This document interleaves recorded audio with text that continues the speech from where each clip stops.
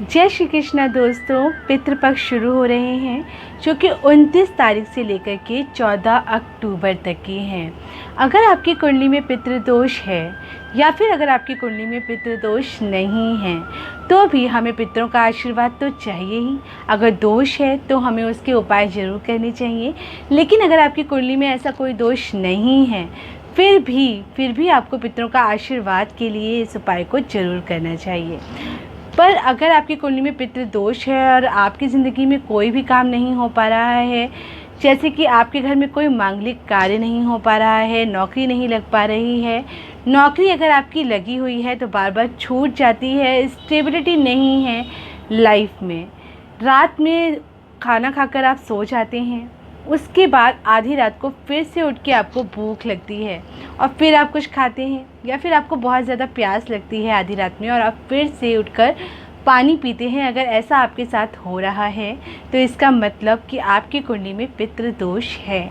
अगर आपके घर में किसी का विवाह नहीं हो पा रहा है, संतान की उत्पत्ति नहीं हो रही है, प्राप्ति नहीं हो पा रही है, तो फिर इसका मतलब है कि आपकी कुंडली में पितृदोष है।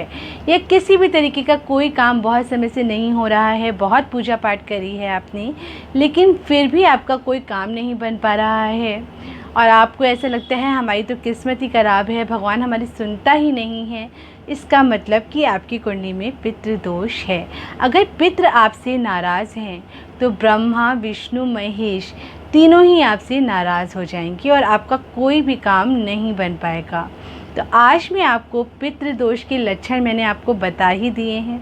अब उसका क्या निवारण है और उसके लिए आपको क्या करना है वो भी मैं आज आपको बताऊंगी।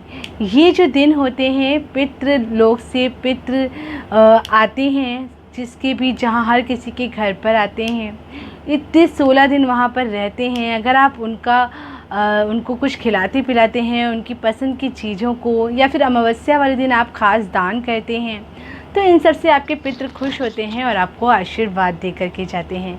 आपके पितृ आपका बुरा चाहे ना चाहे, लेकिन अगर आप उनके लिए कुछ करेंगे ही नहीं तो वो आपसे नाराज़ हो ही जाएंगे। अगर घर पर मेहमान आता है तो हम उसके लिए भी चाय कॉफ़ी रखते हैं, उसे कुछ खिलाते पिलाते हैं। इवन दुश्मन भी अगर आपके घर पर आता है तो आप उसको भी चाय पिलाते हैं। हमारे इंडिया का तो यही कल्चर है। तो फिर हमें अपने पितरों के लिए भी कुछ तो करना ही चाहिए।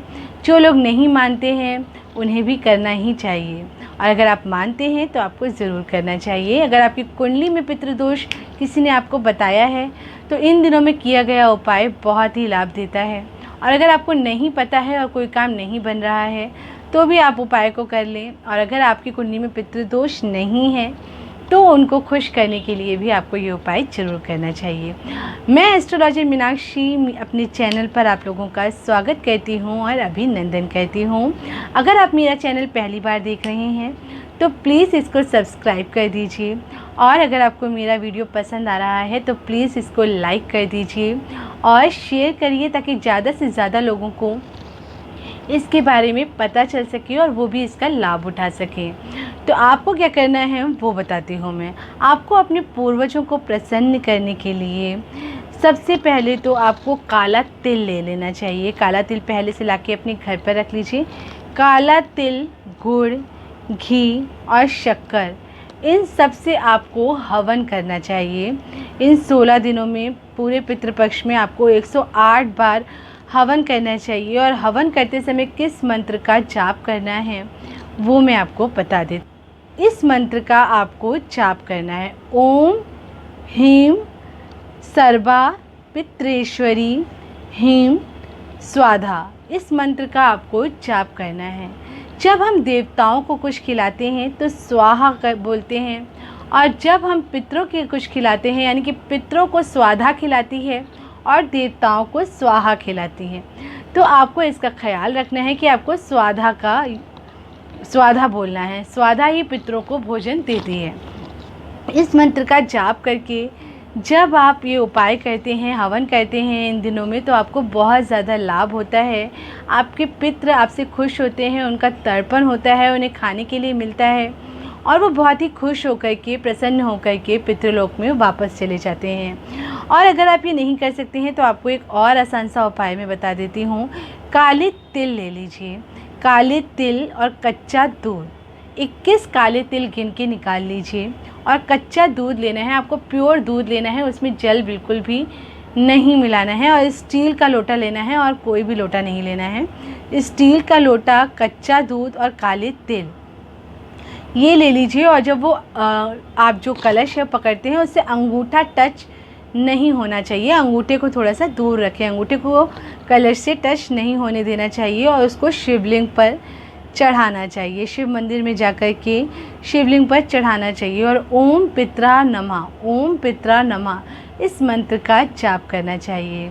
108 बार करते हैं तो बहुत अच्छा रहता है। 108 बार आप इस मंत्र का जाप करते हुए वो दूध शिवलिंग पर चढ़ा दीजिए।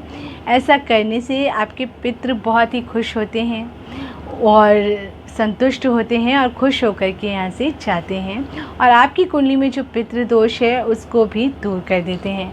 ये बहुत ही आसान उपाय है और बहुत ही चमत्कारिक उपाय है, बहुत ही सिद्ध उपाय है। जिसने भी इसको किया है उसको लाभ होता है। अगर आपके घर में जो भी कार्य नहीं हो रहा है उसकी आप अपनी इच्छा भी बताइए और प्रार्थना भी करिए साथ में।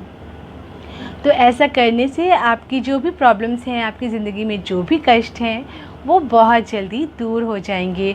भगवान के आशीर्वाद के संग संग आपको आपके पितरों का भी आशीर्वाद मिल जाएगा, जिससे कि आपके घर में जो भी काम रुके हुए हैं वो बहुत जल्दी हो जाएंगे।